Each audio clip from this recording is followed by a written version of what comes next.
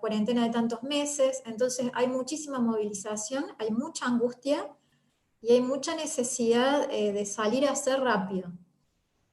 En esa movilización que tenemos es importante detener un toque y hacer algunas cuestiones a conciencia y con criterios. Entonces la primera es en esta movilización que tenemos a nivel interno, personal y colectivo, es hacer consciente que estamos en una situación de urgencia ambiental. Que no solamente el emergente son los incendios, sino que es toda una situación socioambiental que se vive en la provincia, que es gravísima, ¿sí? Estamos hace rato en una mala situación y se agrava año a año. Hace falta muchas voluntades para contener esta situación de urgencia, van a hacer falta muchas voluntades para poder implementar los planes de restauración para acompañar a que se recupere el bosque, pero también a la vida que depende del bosque. Entonces también vamos a hablar de la recuperación de los vínculos con los territorios. Y hay mucho para hacer, pero ese hacer tiene que ser de manera organizada y planificada. Estamos recibiendo muchas consultas movilizadas por una reacción impulsiva de salir a sembrar y salir a plantar, y esa impulsividad no ayuda para nada. Entonces, un mensaje que estamos dando todas las personas que nos dedicamos a esto y que estamos en los grupos técnicos, es frenar un poco esa ansiedad y esa compulsión por querer hacer, y tener en claro que no siempre hace falta reforestar. De hecho, la mayoría de las veces no hace falta reforestar, o no inmediatamente. Entonces, el primer mensaje, que lo vamos a resaltar varias veces a lo largo de esta charla, es no ponerse en marcha con un proyecto de salir a plantar ya, porque eso no es lo que hace falta. Lo que hace falta es acompañar la recuperación inicialmente pasiva del bosque, esto es que se recupere por procesos naturales, y a nivel humano y desde las acciones que hagamos, un poco la invitación es a trabajar desde un modo compasivo-activo, compasivo no desde una cuestión entendido como una lástima, sino como un acompañamiento con una escucha activa de qué necesidades hace falta resolver para apuntar nuestros esfuerzos hacia ahí. Y no trabajar desde un comportamiento compulsivo, porque eso nos complica en todos los aspectos. Hecha esta presentación y un poco comentando desde dónde viene planteada la charla y hacia dónde pretendemos que vaya, le voy a ceder la palabra a Nacho.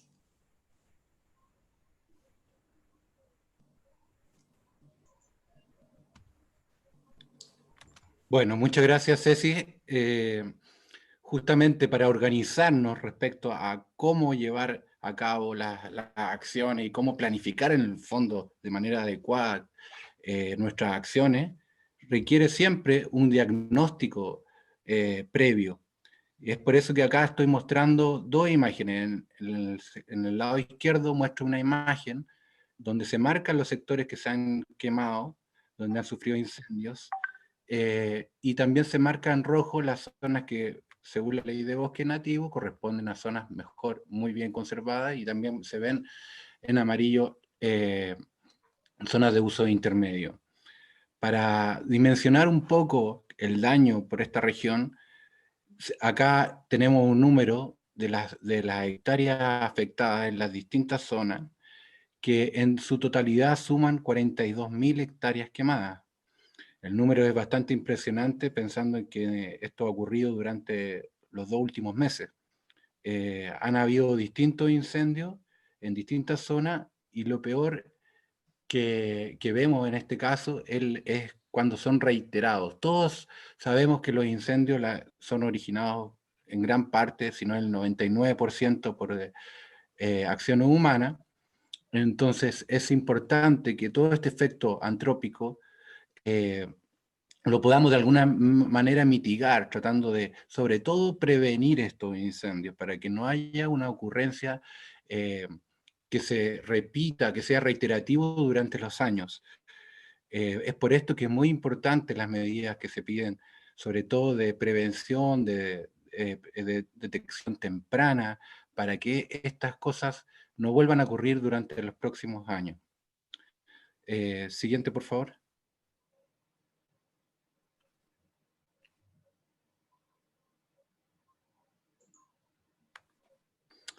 El diagnóstico, entonces, cuando uno ve una imagen así de un bosque quemado, en realidad hay que entrar a mirarlo con otra lupa, con otra mirada, y ver realmente qué pasó acá. Qué tan fuerte, por ejemplo, fue la intensidad del fuego. Realmente, muchas veces tiene que ver con las condiciones del material combustible y también con las condiciones climáticas para determinar la intensidad del fuego. A veces un viento quizás más fuerte va a hacer que el fuego pase más rápido y por ende tenga un menor daño sobre la vegetación. Sin embargo, por más que estos incendios pasan, muchas de las especies nativas están adaptadas a estas condiciones de incendio y por ello tienen la capacidad de rebrotar. Uno ve todo esto quemado y cree que ha perdido todo, y realmente esto es un paisaje de un bosque vivo que muy probablemente va a poder tener la capacidad y la resiliencia de poder rebrotar y reincorporar el ecosistema, digamos. Muchas semillas tienen capacidad de mantener su latencia post-incendio y van a poder germinar en la temporada de lluvia, ¿no? Por eso es importante la observación de los ecosistemas, cada una de las regiones que han sido quemadas y ver el caso de cada localidad. Por eso también es importante los ecosistemas que no han sido quemados y que son vecinos a los sistemas afectados, porque eso nos va a dar una referencia de cómo era el ecosistema anterior y a qué punto deberíamos apuntar a llegar. Sin embargo, todas las acciones que vamos a llegar a hacer no van a ser en el corto plazo, sino que van a ser en el mediano y largo plazo en estos sectores quemados, porque como Cecilia decía anteriormente, en realidad muchas veces no es necesario reforestar. El bosque mismo tiene la capacidad de poder regenerarse. El problema es cuando estos nutrientes que almacenan en las raíces para rebrotar, las van gastando a medida que van ocurriendo incendios con demasiada periodicidad, ¿no? También es importante saber qué ocurre acá en estos sistemas, si existe ganadería o no. Eso va a ser un factor determinante. Lo más importante en estos casos es conservar estos ecosistemas, que se mantengan, ni siquiera entrar, saber que no va a volver a haber incendios durante los próximos años y saber que se va a proteger de la ganadería. Siguiente, por favor.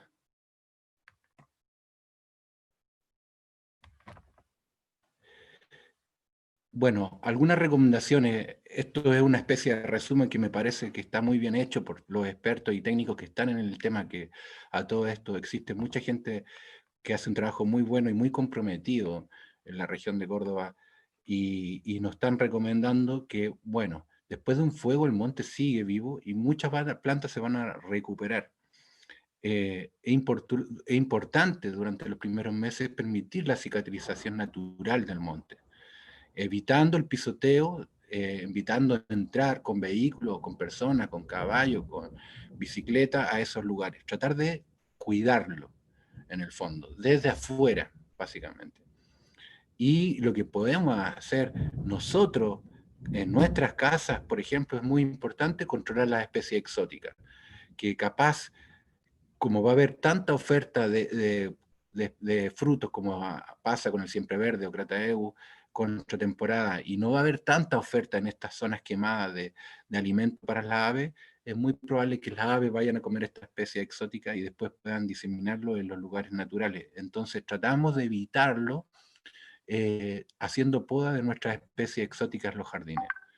En estos mismos lugares donde se han quemado probablemente ya existían invasiones de especies exóticas y puede ser el momento propicio también para poder controlarlas, pero siempre con grupos bien organizados y capacitados para hacer esta entrada a estos lugares. Los árboles que quedan quemados y en pie muchas veces sirven como percha, donde las aves van a ir a esos lugares, van a defecar y van a en ese lugar dejar sus semillas, las semillas que han comido los alimentos. Por eso es muy importante. Y los árboles muertos son muy importantes en cuanto a la biodiversidad de los ecosistemas. En Y la otra que podemos hacer muy fácil desde nuestras casas es cuidar la especie nativa o tener especies nativas en nuestros jardines, que de alguna manera sirvan como banco de semillas donde puedan venir las aves a alimentarse y llevarlos hacia los lugares más naturales que han sido degradados, por ejemplo. Siguiente, por favor.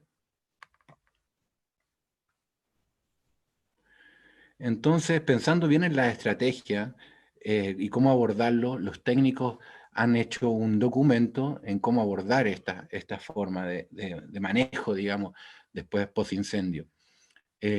Durante los primeros meses se recomienda controlar el ganado, que era lo que les contaba, evitar que el ganado transite por esa área.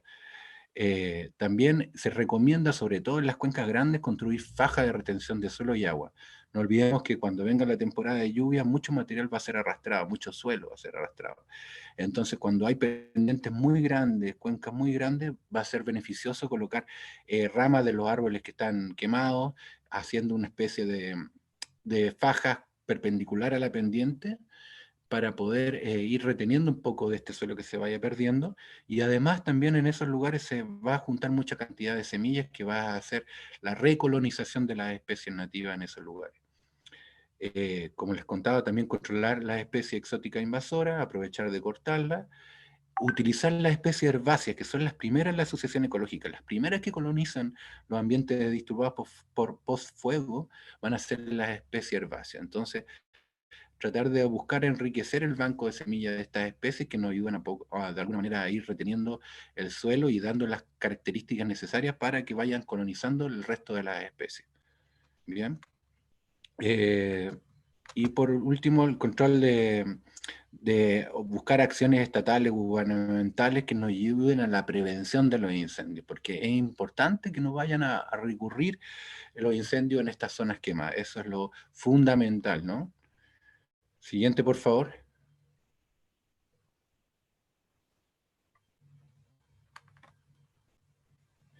Después de un año, recién nos dicen los expertos, después de un año vamos a seguir controlando las especies exóticas que existen en el lugar, sostener estas acciones.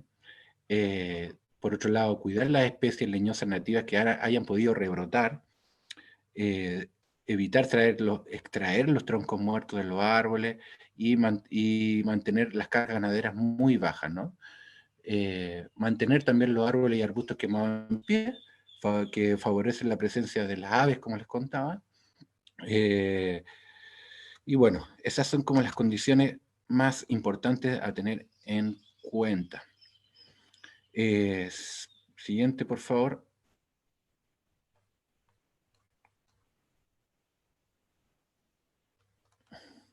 Es muy importante, si vamos a hacer campañas de colecta y cosecha de semillas, tener en consideración qué especies vamos a colectar y con qué objetivo, a qué lugar estamos enfocando, dónde vamos a ir a hacer la restauración para determinar qué especies vamos a colectar.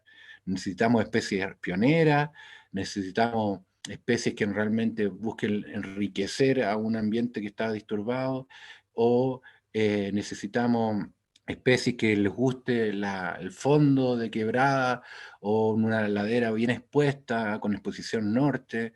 Entonces todas esas condiciones son importantes, no es llegar y sacar cualquier semilla, y es importante determinar tampoco de saber bien los protocolos de colecta, de saber cómo colectar la semilla. Cuando queremos, por ejemplo, por poner un ejemplo, si queremos colectar molle, no vamos a colectar de un solo individuo, vamos a colectar de varios individuos para así obtener la biodiversidad de la especie. Además, vamos a registrar de dónde estamos colectando el árbol madre por si en el futuro necesitamos tener ese dato. Y siempre considerando algunos protocolos como no sacar demasiado porcentaje de semillas de un solo individuo. Hay varias consignas por lo cual nosotros de la Dirección de Ambiente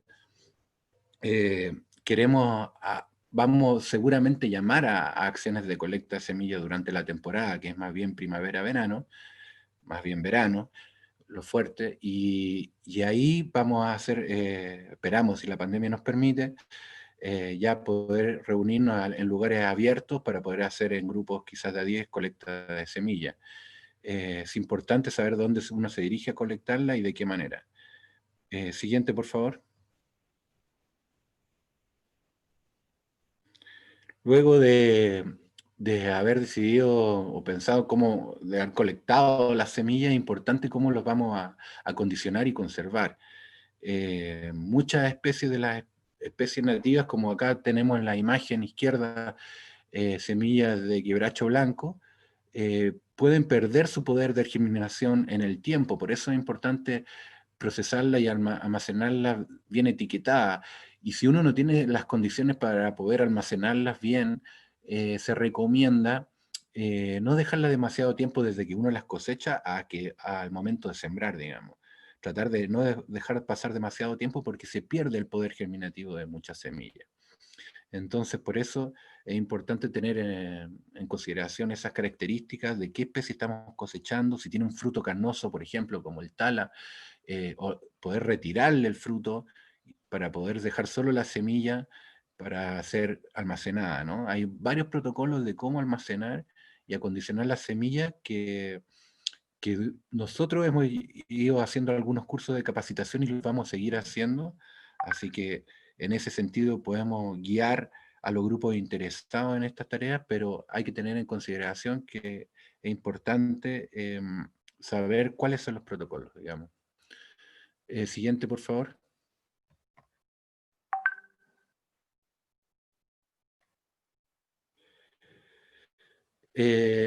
Una vez que ya tenemos, digamos, ya tenemos claro las plantas, las semillas, hay que saber dónde, como le decía, saber para dónde vamos a intervenir, dónde vamos a ir. Muchas veces si vamos a ir a lugares difíciles de acceder, es necesario hacer caminatas largas con mochila, y por lo cual se requiere un plantín adecuado. Acá le estamos poniendo dos imágenes a la derecha de plantines. Uno que está hecho en el clásico tubo forestal, que es muy cómodo para poder transportarlo en las mochilas, y otro que también muy clásico, utilizado por mucha gente, que es el reciclado de botella. Como verán, en el reciclado de botella es mucho menos óptimo el traslado de envases muy grandes. Es muy difícil, mucho esfuerzo a veces llegar a poder transportar este tipo de envases y tanta tierra en el fondo a lugares difíciles, agrestes de llegar. Entonces, es también muy importante tener en claro cómo vamos a transportarlo, cómo va a ser la forma de producir, qué tamaño de planta estamos pensando llevar, qué tipo de sustratos vamos a ocupar para alivianar quizás la carga del plantín una vez que tengamos que transportarlo. Son consideraciones que hay que tener en cuenta también en este proceso, ¿no? Siguiente, por favor.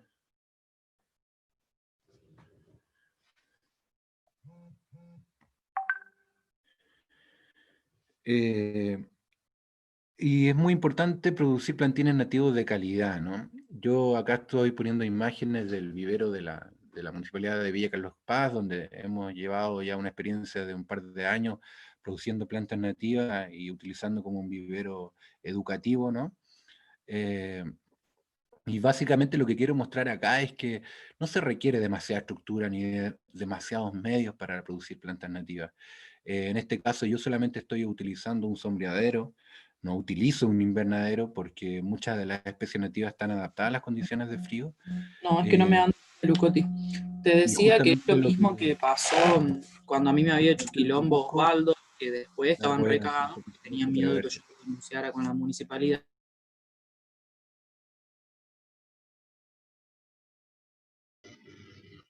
una Disculpen, les planta que pedimos. pueda crecer bien, con buenas condiciones de lluvia. En esto estoy creando como una condición parecida a lo que hubiera en el sotobosque. La media sombra da un poco de entrada de luz, pero también da protección. Y como verán, con el trabajo de mesadas, buscando una buena cantidad de sustrato, alivianando para producir una planta de forma rápida, y es esencial tener un sustrato liviano que ayude al desarrollo radicular, porque como sabrán, muchas de las especies nativas de acá de la región, al tener que pasar por un periodo seco durante la temporada del año, apuestan primero al desarrollo radicular para asegurarse la obtención del agua más que el desarrollo aéreo. Entonces, si trabajamos con un buen sustrato alivianado que contenga o compost, o alguna especie de mantillo, algo que aliviane un poco el suelo, vamos a propiciar el desarrollo radicular y por ende vamos a tener una mejor calidad de planta. La planta tiene que tener un equilibrio entre el desarrollo subterráneo y aéreo para llevar a terreno, para que no esté descompensada cuando se plante. Justamente muchas veces pasa en los viveros que se tiene una planta muy grande en una maceta muy pequeña, y esa planta es una planta que va a estar descompensada, que quizá va a tener mucha evaporación a través de su hoja y poca posibilidad de captación de agua a través de las raíces. Entonces, también es importante ese balance en el desarrollo del plantín que vamos a llevar a terreno. Siguiente, por favor.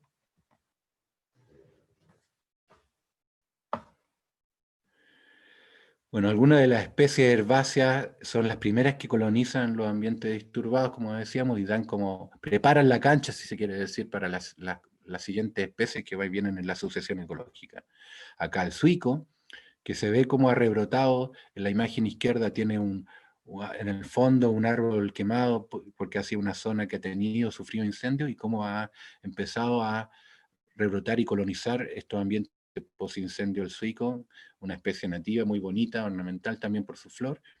Se ve cómo puede ser importante utilizar estas especies. Cuando estamos pensando en reforestar, estamos pensando también en la incorporación de este tipo de especies.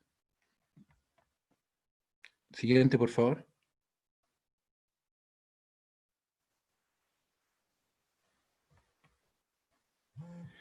Otra especie herbácea que aparece mucho post-incendio en la sierra es el penacho blanco, que es esta especie de pasto poácea que crece en la sierra, muy ornamental, muy bonito y que ayuda mucho a poder recolonizar el suelo y dejarlo para que no esté descubierto. Hace un trabajo bastante bueno en ese sentido y es una especie nativa de nuestra sierra, por lo cual también es una buena especie para empezar con este tema de la sucesión, digamos, post-incendio. Siguiente, por favor. Otra especie herbácea que aparece mucho post-incendio es el pasto rosado, que es una especie exótica invasora que proviene de África y que justamente tiene un alto grado de peligro debido a su gran inflamabilidad. En algunos estudios se ha visto que las zonas de pastizales también representan un alto riesgo de incendio, por lo cual importante tratar de evitar estas especies que son aún más riesgosas y además son muy invasoras, muy agresivas respecto a las especies nativas, por lo cual tenerla en consideración. Tiene este penacho medio dorado que puede ser muy llamativo, pero en realidad esconde detrás este riesgo asociado. Siguiente, por favor.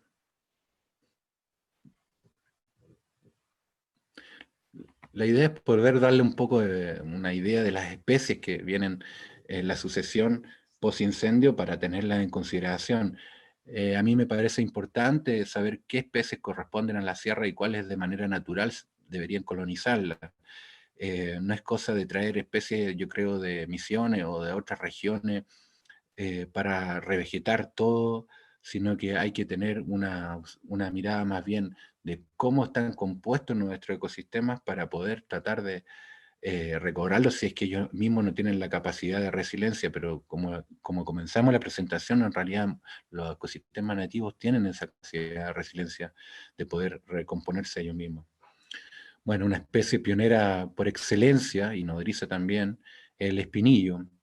Eh, Tiene esta característica hermosa de una flor amarilla muy llamativa y aromática, y de poder ocupar este individuo como una de las primeras especies leñosas en la sucesión ecológica de recolonizar ambientes muy disturbados. Por lo general, cuando uno ve campos que están repletos de espinillos, es que tuvieron un disturbio grande en el pasado y que se está recobrando ese ecosistema.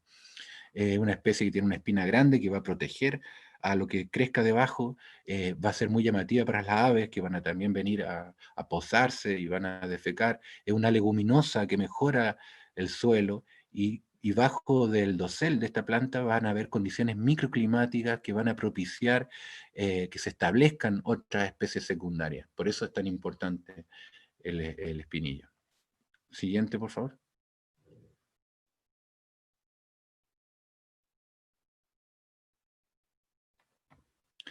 Bueno, algunas de las especies dominantes de estas sierras y de estas cuencas es el molle de beber, una especie que también aguanta bastante las condiciones post-incendio, tiene capacidad de volver y rebrotar, una especie muy bonita que está muy presente en las cabeceras de cuencas, que ayudan bastante en el sentido de retención de suelo y en el balance hídrico, y una especie que también es muy emblemática porque tiene una hoja brillante al sol, con una nervadura marcada, que la verdad que la hace ser muy llamativa y tiene estas características ecológicas que la hacen también muy importante como en los ecosistemas. Siguiente, por favor. Con esto es la idea de dar un pantallazo, ¿cuál realmente son las especies que uno debería saber que componen estos ecosistemas y que son importantes y que se van a rebrotar por ellas mismas, ¿no? Y que van a tener la capacidad de resiliencia, como les decía. Bueno, esta es el tala, que también tiene una buena capacidad de rebrote, y es muy llamativo sobre todo para las aves, por este fruto carnoso, una drupa amarilla, anaranjada, muy llamativa en verano, que, que es un muy buen alimento para las aves. Entrega mucha oferta, digamos, alimenticia, y justamente va a ser muy bueno que las aves puedan dispersar este fruto para que pueda ir dispersándose esta especie en los ambientes disturbados. Siguiente, por favor.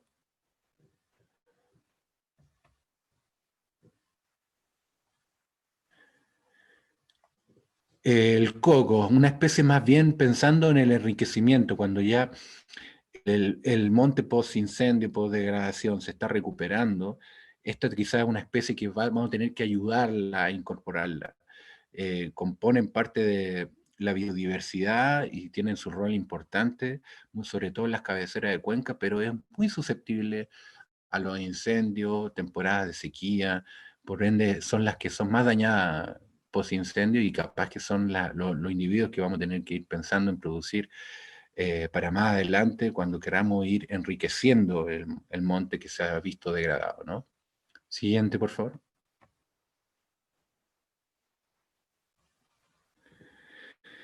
Y como una propuesta concreta, pensando un poco en cómo focalizar todas estas intenciones y estas ganas y esta urgencia que nos moviliza a todos de hacer algo respecto a lo que se ha quemado, pensamos desde la Dirección de Ambiente, junto con el proyecto de TEM, en acciones que podrían hacerse y que ya se están haciendo, que también se podrían sumar a lo que se está haciendo dentro del área protegida municipal con la cual que contamos, que tiene 2.200 hectáreas y que en su zona más del norte que se ve acá, eh, que sería como la zona que va hacia Cosquín por la variante Costa Azul, ha sufrido reiterados incendios en el pasado, eh, no en este año por suerte, pero sí en los años anteriores, y donde se está recuperando lentamente el monte y sí existe la posibilidad de poder entrar en este lugar, que ya sabemos que se va a conservar, que tiene un plan de manejo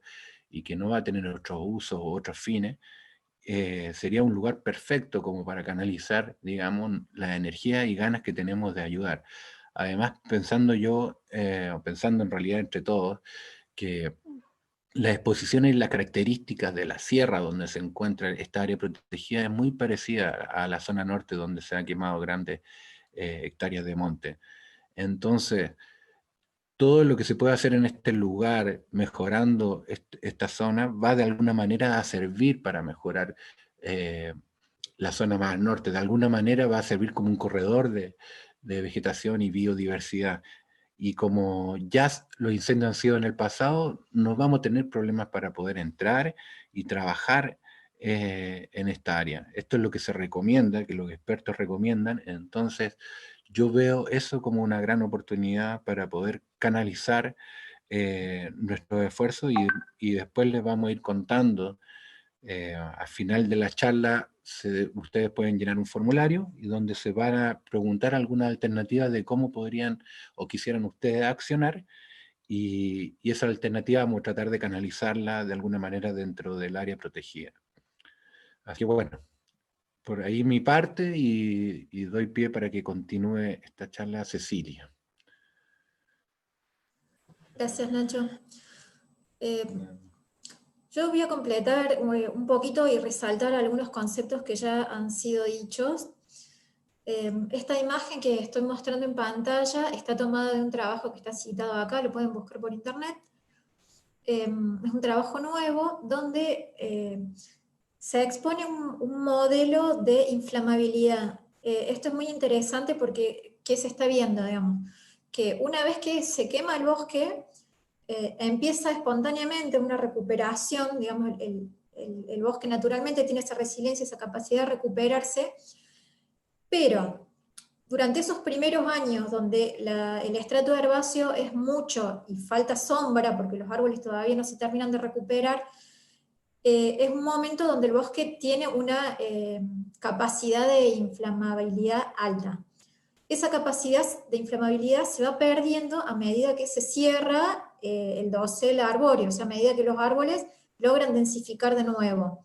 Ese ciclo lleva unas cuantas décadas. Entonces, mientras el bosque está en el estado donde el dosel todavía está abierto, lo que se llaman como los bosques ralos, o los matorrales, está en estado de alta inflamabilidad. Si vuelven a aparecer incendios en ese estado, ese ciclo se va nutriendo y se van volviendo lugares cada vez más inflamables.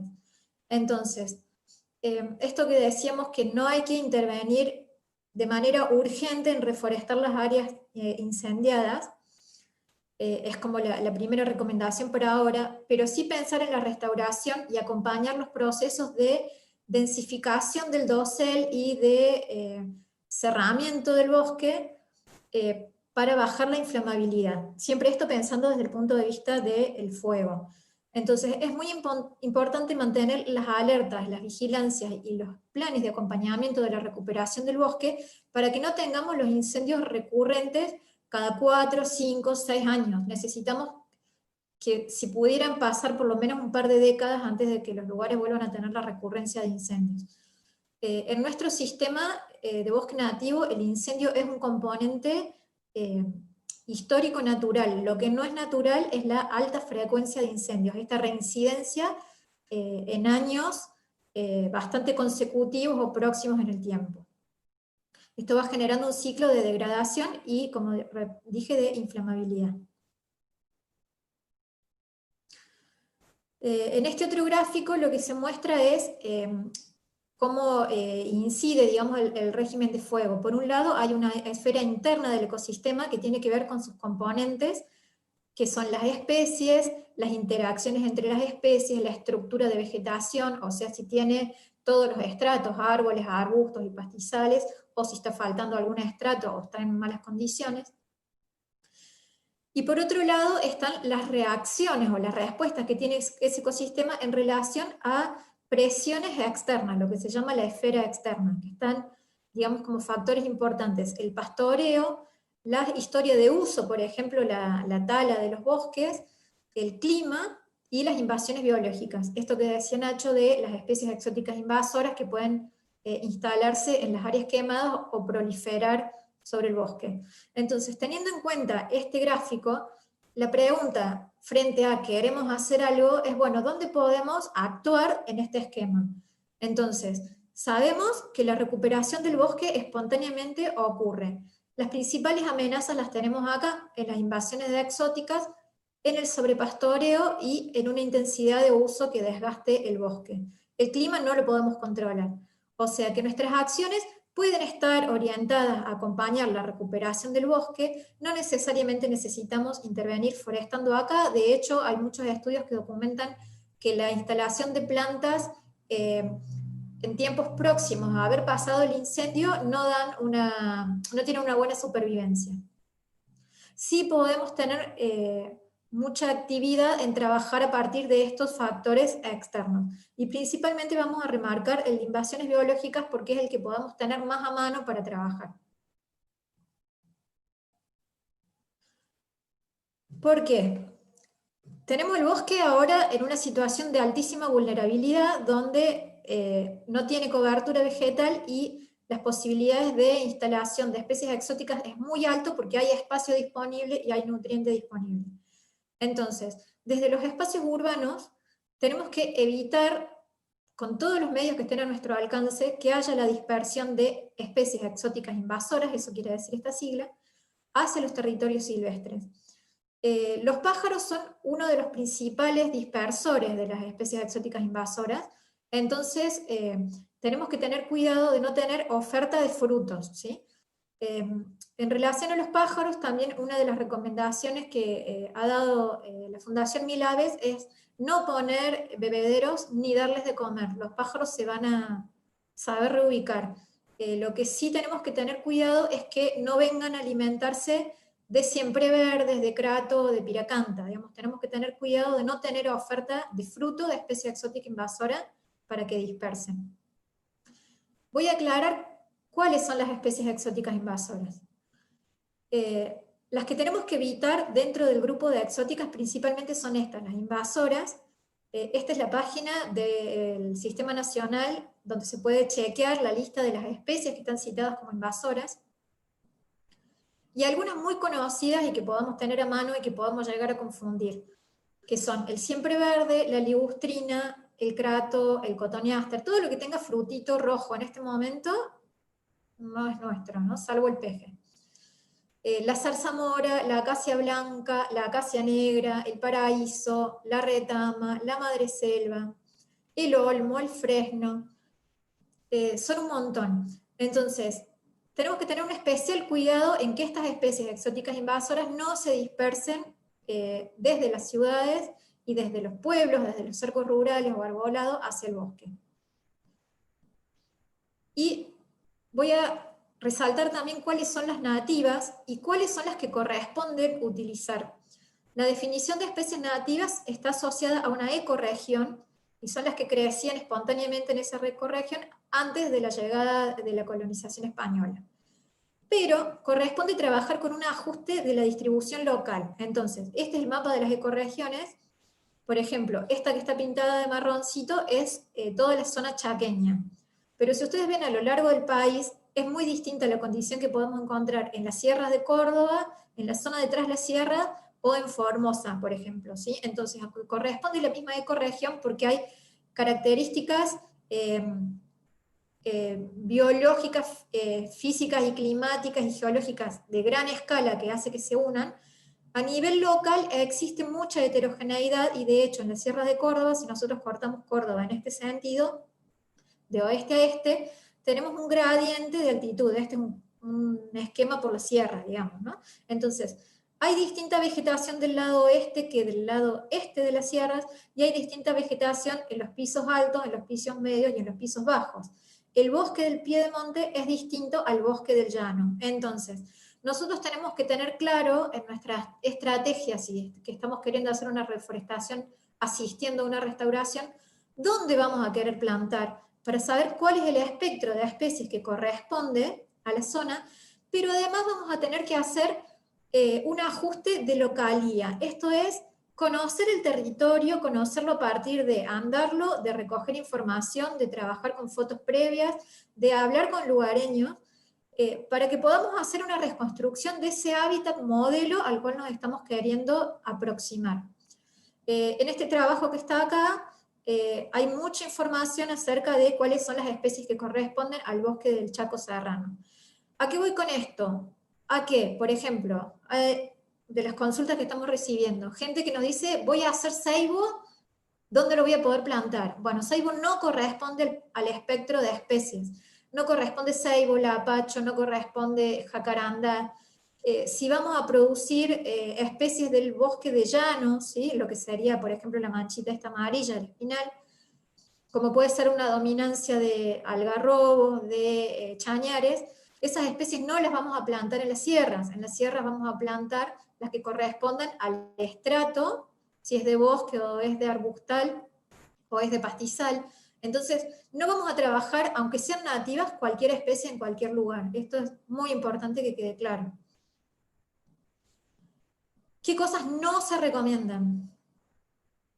No se recomienda trabajar sin un diagnóstico situado. El diagnóstico situado es esto de conocer el territorio donde se va a intervenir. Y no se recomienda trabajar sin planificaciones. Entonces, resalto, estas inquietudes con muy buenas intenciones, y está genial que podamos organizar, ¿sí? Es esa necesidad de hacer, pero trabajar sin diagnóstico situado y sin planificación no se recomienda. Tampoco se recomienda sembrar con especies exóticas en áreas de restauración, ni hacer siembra con especies exóticas o especies que siendo nativas no correspondan a la localía.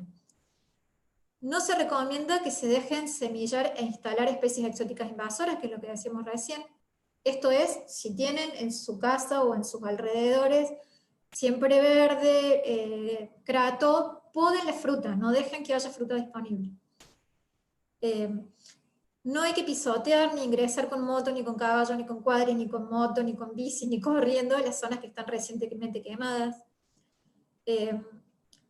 No hay que hacer una carga de ganado excesiva en las áreas que están en recuperación. Sabemos que es muy difícil que la gente que tiene ganadería de subsistencia pueda tener por demasiado tiempo el ganado confinado en parcelas pequeñas y con alimentación asistida. Entonces hay que hacer mucho esfuerzo en ayudar que eso sí ocurra y en trabajar planes de gestión del ganado para que no se carguen las áreas. Estoy hablando de áreas que se están recuperando, es decir, que han tenido incendios en los últimos 5 años. Entonces hay que ser consciente de que hay que generar un proceso de acompañamiento de las economías regionales.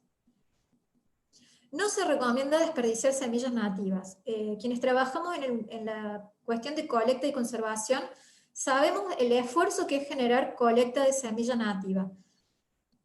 Hay que ir al campo, hay que hacer la selección, hay que procesar la semilla y hay que conservarla. Entonces, desperdiciar semilla es una muy mala práctica. Entonces, esa idea de salir a comprar lo que sea para revolearlas cuando voy por la sierra, no se recomienda. No se recomienda tirar cualquier especie en cualquier lado, no están recomendadas las bolitas de arcilla. Si bien hay gente que las defiende y que dicen que sí funcionan, la experiencia que tenemos desde los grupos técnicos es que no hay buenos resultados con la bolita de arcilla. De hecho, prácticamente no hay monitoreos, o sea que es algo que se tira con total buena intención, pero nadie sabe a ciencia cierta si resultan o no resultan, y los monitoreos que hemos logrado hacer a pequeña escala no resultan, ¿sí? No es una técnica adaptada a nuestras especies y a nuestro clima. Tampoco se recomienda ponerse a cultivar plantas si no saben a dónde se van a plantar, porque entonces a lo mejor cultivan algo con una tecnología que después no sirve, ¿sí? Utilizan macetas de botella, o utilizan sustratos pesados o especies que no corresponden a los lugares donde se van a plantar. Entonces después muchas veces recibimos, no sería el llamado, pero bueno, el ofrecimiento de gente que tiene un montón de plantas que se están pasando de tiempo de cultivo y que no sabe dónde plantarlas, y tenemos que empezar a hacer malabares y gestión para poder ubicar esas plantas. Entonces lo primero es saber dónde, después qué y después cómo. No se recomienda plantar especies que no correspondan a la vegetación local, ¿sí? Entonces esto de plantar árboles de llano en ladera y viceversa no va. No es recomendable reducir la diversidad en la acción de plantar. Estamos muchas veces asistiendo a algarrobizaciones. El algarrobo es fácil de conseguir las semillas, germina muy bien, es fácil de cultivar en vivero y tiene una instalación a campo bastante alta, con una buena supervivencia. Entonces hay una tendencia a responder con algarrobo a toda la demanda de forestación, y esto es un error, ¿sí? Entonces tenemos que mantener diversidad en las forestaciones, diversidad de especies y diversidad de estratos. No podemos trabajar con un solo estrato, mucho menos acotarse a un solo grupo de especies o a una especie. No se recomienda usar semillas o traer plantas que vengan de otras regiones. Esto que decía, si bien el Chaco es una mancha, la ecorregión del Chaco muy grande en el país, tiene muchísima heterogeneidad interior. Entonces, que las semillas o las plantas vengan muy del norte del país, muy del este del país, para nosotros que estamos en el centro, no sería una práctica recomendada. Tampoco está bueno olvidarse, ¿sí? Entonces, olvidarse de que estamos en un momento de urgencia.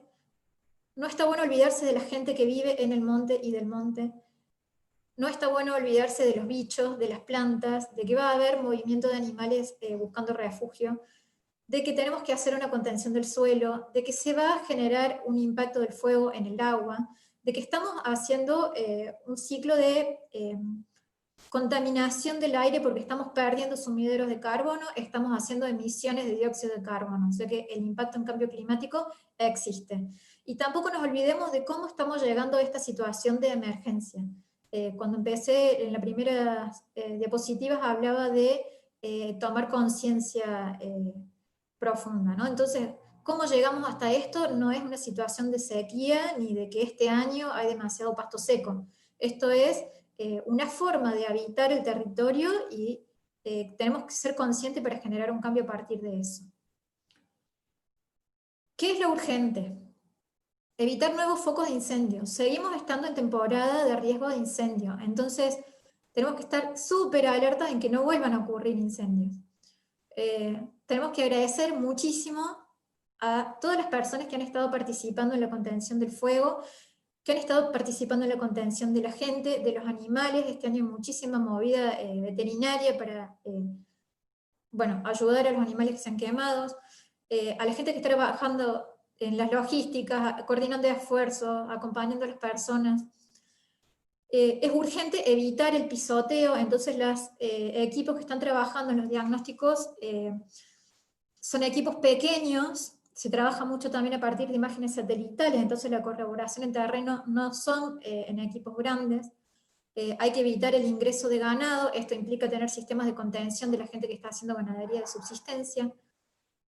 Tenemos que demandar tener políticas públicas adecuadas, socioambientales, y que se cumplan, porque tenemos muchas leyes que están buenas, pero hay un sistema de incumplimiento sistemático. Tenemos que llevar calma y calmar las acciones impulsivas, y esto de tomar conciencia cómo es que llegamos hasta esto. ¿Qué se puede empezar a poner en marcha? Estas ganas de hacer. Podar las exóticas invasoras que tengamos a mano para que no haya semilla disponible. Tenemos que aprovechar todas las instancias de plantación de nativas que tengamos en casa, en la ciudad. Esto por un lado va a hacer que tengamos plantas instaladas en lugares cuidados, va a generar corredores ecológicos idealmente, y va a permitir que después tengamos cosecha de semilla también a mano y que no tengamos que ir siempre al bosque a colectar. Tenemos que organizar los grupos para hacer contención de suelos, esto que explicaba Nacho de tener fajas, ¿sí? Son como micropirquitas, microdiques, que se pueden hacer con la madera que está quemada en el suelo o con piedras, tratando de reducir al mínimo el impacto del movimiento del suelo, pero eso lo que va a ayudar es a hacer, contener situaciones de erosión. El nuclearse, organizarse, estar en grupos que estén conectados, esa es una de las cosas urgentes para hacer y que se puede ir haciendo. Investigar sobre el bosque, investigar sobre las especies, qué había en los lugares que tenemos cerca o que tenemos posibilidades de intervenir. Generar procesos de diagnóstico, somos muchas las personas que estamos trabajando en eso y trabajando en activar sistemas de capacitación, instancias de capacitación gratuitas. Hacer las planificaciones, hacer planificaciones que sean integradas y con etapas para que se pueda trabajar programáticamente. Articular los actores a nivel de territorio. También se puede hacer compost, porque cuando haya que activar los cultivos, está bueno tener tierra con materia orgánica que sea de buena calidad, para no tener que estar haciendo extracción de las áreas naturales. Juntar envases que sirvan. Esto sería este tipo de envases, no sé si se puede ver, los tetrabricks cuadrados, en este caso es Cepita, los de Lade, hay en leche, ¿sí? El tetrabrick cuadrado es un buen envase, envase casero para cultivar los plantines para llevar a campo. No son buenos envases las botellas de PET de 2 litros, porque transportarlas después es mucho problema. No son buenas las botellas que tienen cintura, digamos, porque sacar las plantas de ahí realmente después es un problema, se rompen los panes de tierra.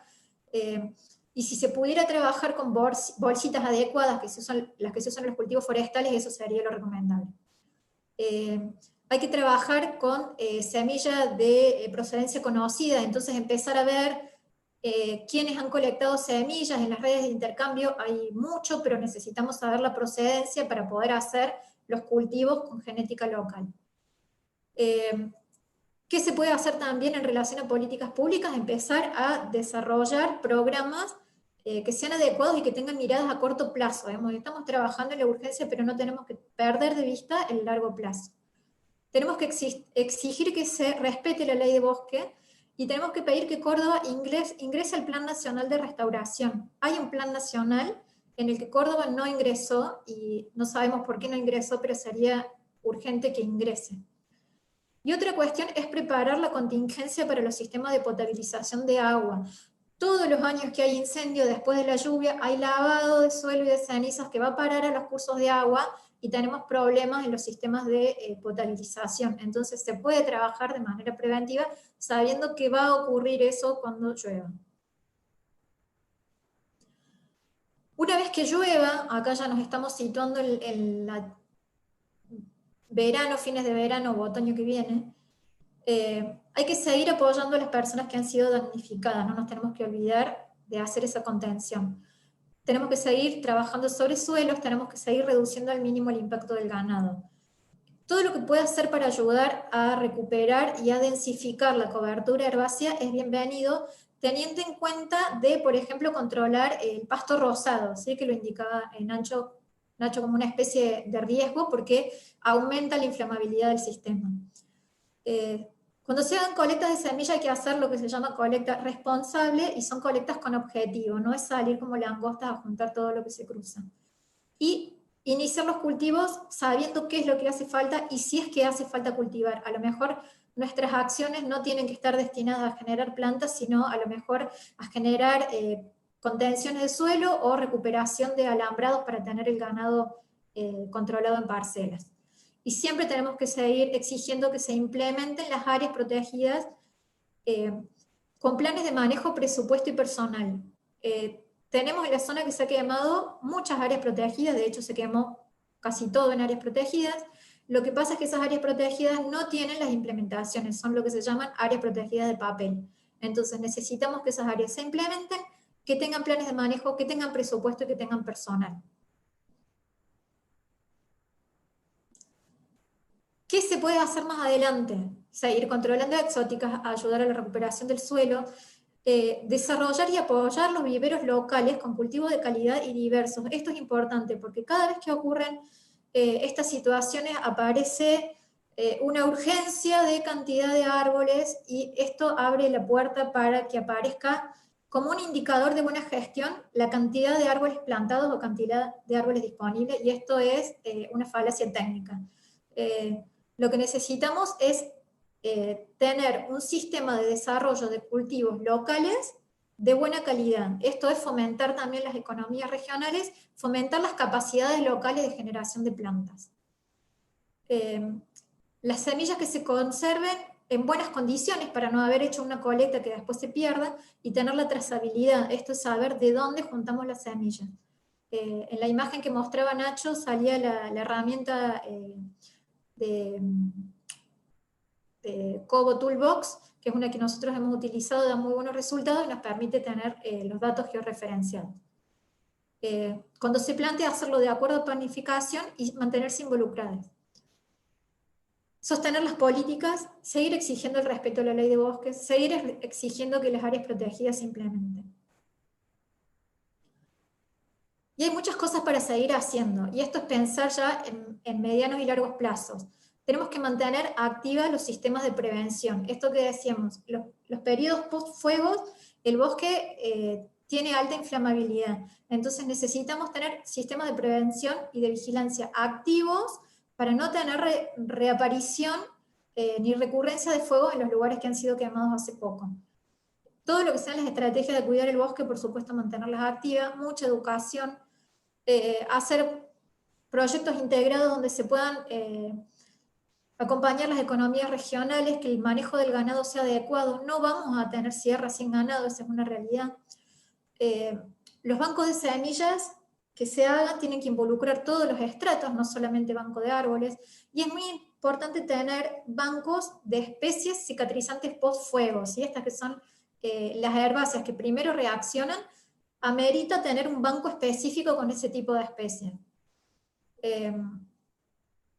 Disponer cultivos diversos y de calidad, tener viveros especializados, como ya decía, no hacer plantaciones que terminen siendo monocultivos, aunque sean de especies nativas, pero no trabajar con una sola especie, ni con un solo estrato, ni con un solo tipo vegetal. Seguir pidiendo que el plan de manejo de fuego recupere los fondos que corresponden y tener sistemas de vigilancia adecuados a esta provincia que todos los años se prende fuego. Lo que vamos teniendo, si todos los años nos vamos prendiendo fuego, es una matorralización del bosque, y lo que vamos perdiendo es la capacidad de recuperación del bosque, la capacidad de los servicios ecosistémicos, de la capacidad regulatoria de soporte de producción que tienen esos ecosistemas. Entonces, por todas las maneras, además de ayudar a recuperar el bosque, tenemos que evitar que se vuelva a incendiar. Esto es una aclaración porque ha circulado bastante información que baja mucho los ánimos en relación al cambio de uso de suelo a partir del fuego, y la ley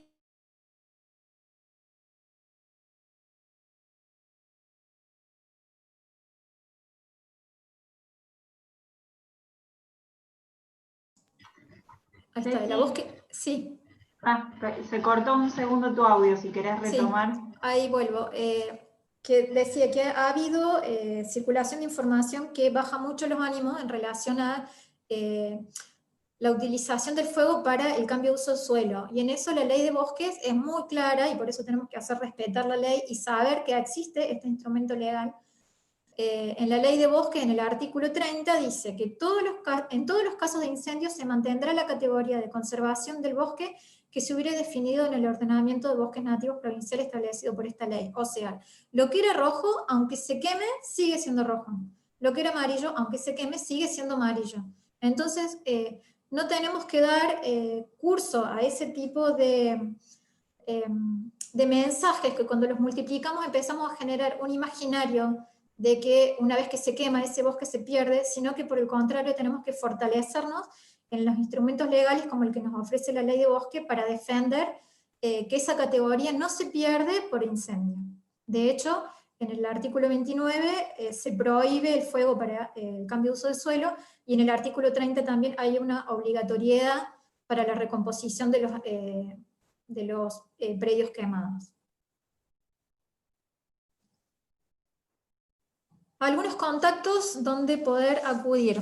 Vivero Escuela de CEPROCOR hace asistencia técnica en cultivos y está haciendo también desde hace mucho tiempo, pero con mucha más demanda ahora, asistencia técnica para ayudar a programar proyectos de restauración. Entonces, esto de tener los diagnósticos claros, saber qué se quiere hacer, saber dónde se va a intervenir, en qué etapas, con qué especies.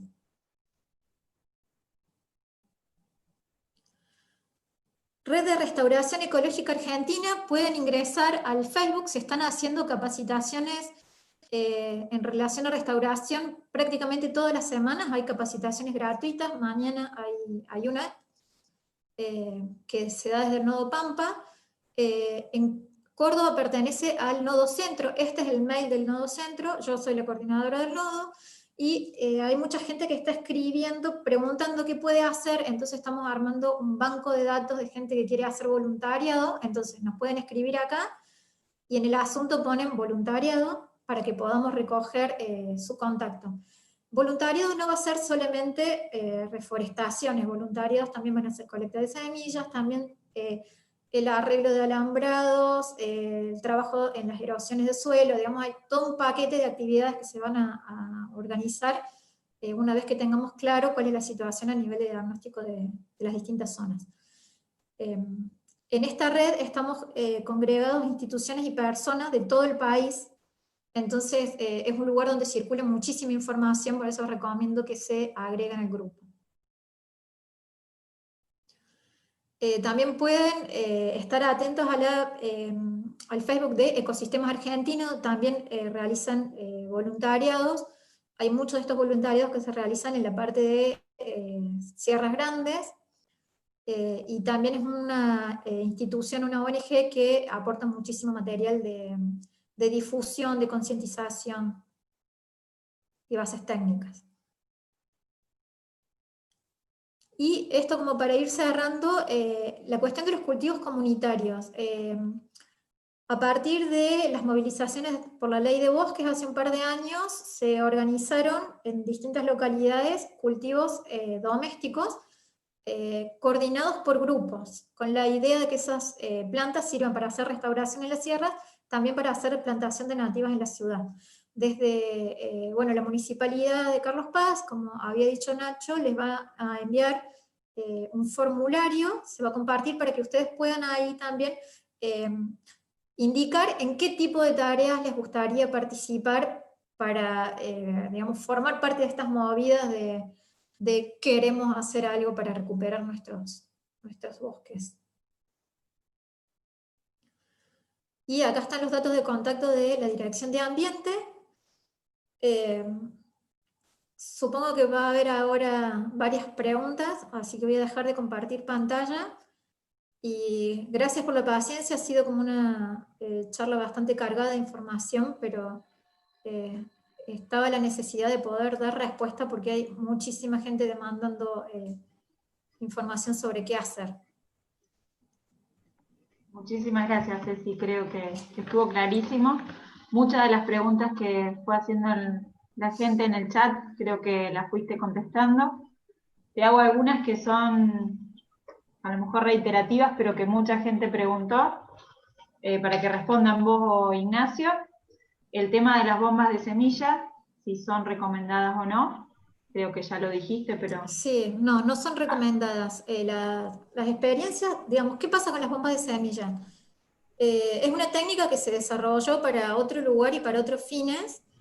En teoría funcionaría. No hay experiencias, por lo menos que tengamos registros o que estén documentadas, del éxito de esa acción. Entonces, en este momento tenemos que cuidar el recurso de la semilla colectada. Entonces, una técnica que no se sabe a ciencia cierta si funciona.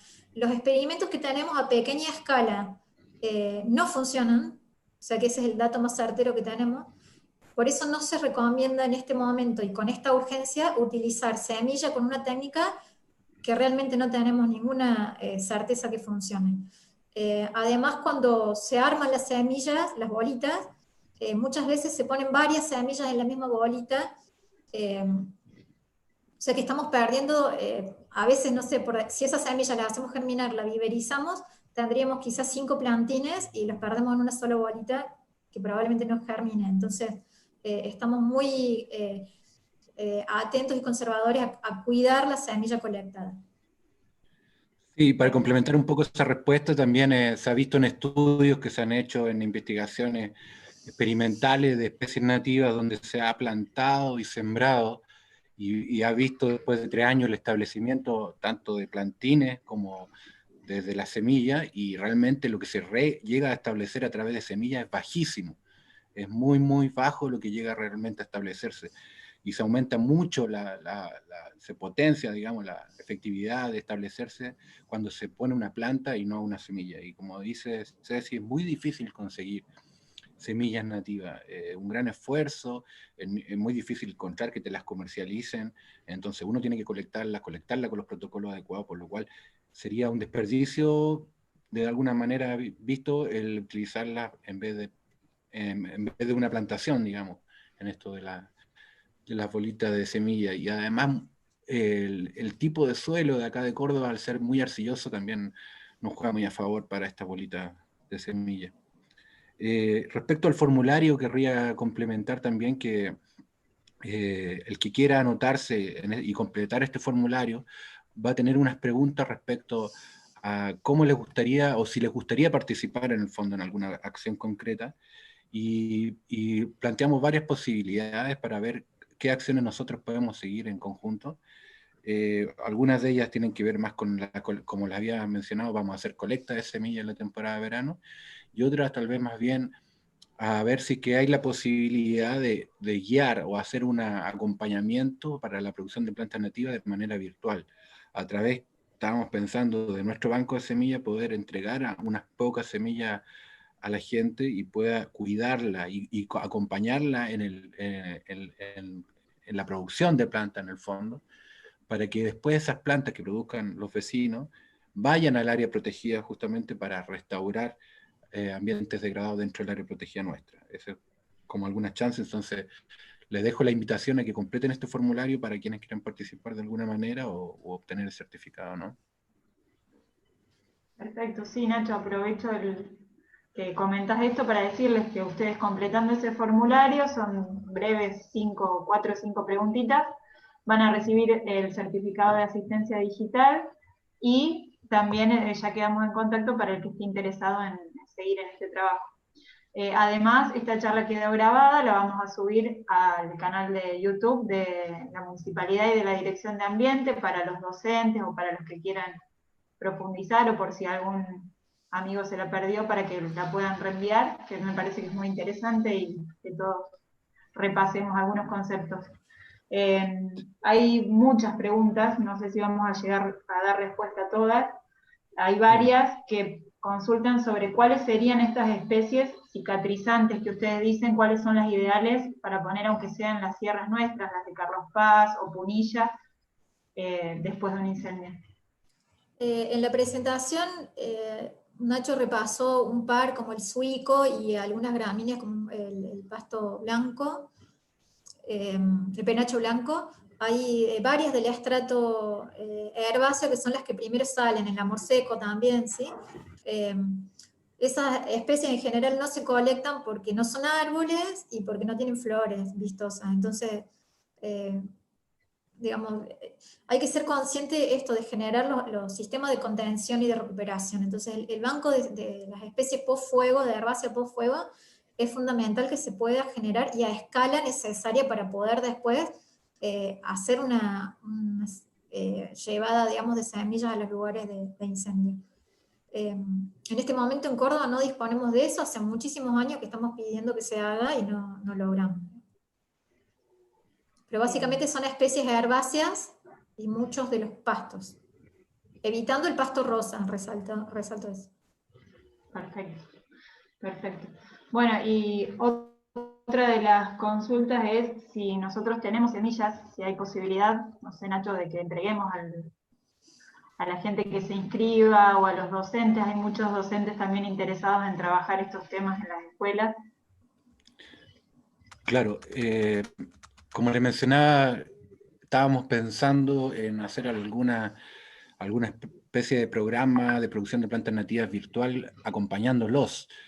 Tenemos un banco de semillas que estaba pensado para el área protegida, o sea, lo que podemos hacer es que nos ayuden a través de este programa a la producción de plantas nativas para el área protegida, digamos, pero esa es como la finalidad última y he acotado la cantidad de semillas, pero vamos a hacer campañas seguramente fuertes nuevamente este verano, así que desde ya va a estar la invitación, que sigan nuestros medios de comunicación para poder estar atentos a cuando nosotros enviemos la información al respecto. Eso. Sí, la próxima colecta de semillas, bueno, esperemos que también pase este tema de la pandemia y podamos reunirnos, aunque sea al aire libre, como organizamos con el proyecto de TEM el año pasado, y se han sumado varios vecinos también, ¿no?, a este trabajo. Claro. Sí, también con el tema de colecta de semillas, hicimos un documento de lineamientos a partir de una jornada que se organizó el año pasado, que bueno, está pronto a salir, así que esa información también va a estar disponible para que tengan una idea de cómo se colecta y cómo se procesan las semillas. ¿Cuáles son los protocolos, no? Perfecto. Bien. Bueno, había otra sí, pregunta relacionada al arbolado urbano, parece, Vicky, que vi ahí, y que preguntaban qué se podía colocar en veredas, por ejemplo, en específico en Carlos Paz, y preguntaron por el manzano del campo, y efectivamente está dentro de la ordenanza que permite ponerlo en las veredas de las especies nativas, pero nosotros estamos revisando la ordenanza, justamente en este momento estamos en un proceso participativo, con distintas instituciones relacionadas a este tema de medio ambiente, y bueno, estamos pudiendo revisar qué especies habían en la ordenanza actual para poder revisar qué se va a incorporar o qué se va a retirar, para justamente propiciar la incorporación de especies nativas en el arbolado urbano. Sí, perfecto.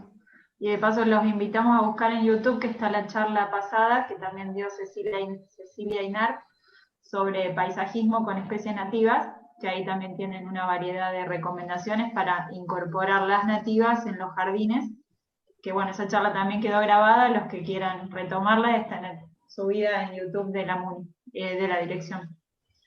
Así que bueno, quedan muchísimas preguntas, chicos, pero no sé, Sí, si ustedes ven seguramente alguna. va a haber muchos aspectos. Me parece como se puede después hacer un recorrido de lo que han sido las preguntas ahora para poder dar respuestas en las próximas charlas. Y también, de acuerdo al interés de la gente, lo que ya en el formulario, poder orientar a acciones para trabajar en función de esas inquietudes. Seguramente hay un montón de preguntas, pero bueno, como no podemos responder todo tampoco desde un solo lugar. Yo estoy viendo ahí Bueno. algunas preguntas respecto a algunas especies que se ocupan en el arbolado público y que justamente reitero que estamos tratando de incorporar más especies nativas. Y hablan del freno, que si tiene algún problema, claro. Sí, tiene algunos problemas y por eso estamos revisando la ordenanza y por eso estamos haciendo un esfuerzo ahora a través de un convenio con el CEPROCOR, donde estamos adquiriendo más de 4.000 plantas nativas para incorporar al vivero municipal y ir de alguna manera cambiando la cara a la forma de cómo reforestamos nuestra área pública urbana, ¿no? Bien. Bueno, agradecerles a todos. No sé si se le ha desconectado a Mónica, que bueno, quería saludarlos. Agradecerle a la Municipalidad de Villa Carlos Paz por ver. Mónica, ahí está. Sí. Bueno, No, estoy acá agradecida justamente por el espacio, perfecto. Y bueno, quedan muchas preguntas en el tintero, pero ojalá podamos continuar esto con el tema del taller y bueno, todos los que estén interesados en seguir profundizando, ¿no? Sí, he estado escuchando atentamente como cada uno de los participantes a este encuentro tan interesante. Agradezco profundamente en nombre de todos ustedes y en nombre del gobierno de la ciudad de Villa Carlos Paz a los conferencistas que tan amablemente nos han aportado su conocimiento y nos han esclarecido un montón de dudas que todos teníamos al respecto.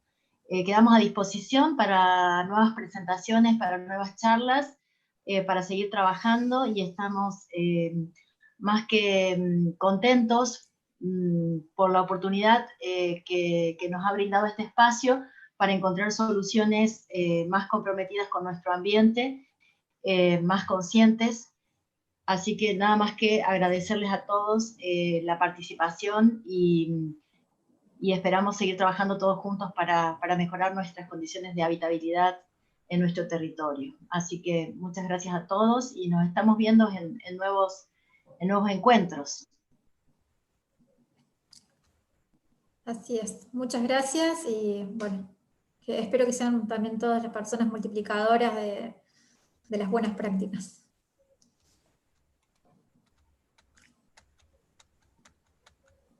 Gracias a todos. Gracias. Hasta Gracias luego. a todos. En el chat quedó entonces los enlaces para el canal de YouTube o de Facebook para las próximas capacitaciones y para dejar sus datos a los que estén interesados en seguir con este tema del taller y de la reproducción de nativas y recibir material, obviamente, de esta capacitación. Buenas tardes. Hasta luego. Hasta luego.